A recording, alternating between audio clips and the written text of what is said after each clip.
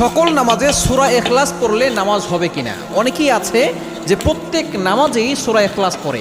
সূরা ইখলাসকে মহব্বত করা খুবই গুরুত্বপূর্ণ একটা ইবাদত। মনে রাখবেন, নবীজি সাল্লাল্লাহু আলাইহি ওয়াসাল্লামের অন্যতম একজন সাহাবী ছিলেন যিনি সূরা ইখলাসকে বেশি মহব্বত করতেন এবং তাকে এক জায়গায় ইমাম বানিয়ে পাঠিয়ে দেওয়া হয়েছিল। তখন তিনি প্রত্যেক নামাজেই সূরা ইখলাস পড়তেন। তখন মুসরির অভিযোগ করেছে যে ইয়া রাসূলুল্লাহ, আপনার ইমাম প্রত্যেক নামাজেই সূরা ইখলাস পড়ে।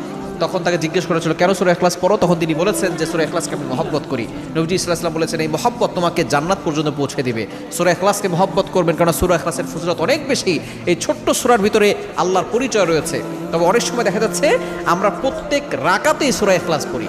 নামাজ তো বিষয় আছে, আপনি সুন্নত পড়তেছেন, ফরজ পড়তেছেন, নফল পড়তেছেন, তাহাজ্জুদ পড়তেছেন, সব নামাজের প্রত্যেক রাকাতেই যদি সূরা ইখলাস পড়েন, আবার অনেকে দেখা যাচ্ছে এক রাকাতে 5 বার 10 বার 100 বার সূরা ইখলাস পড়তেছে।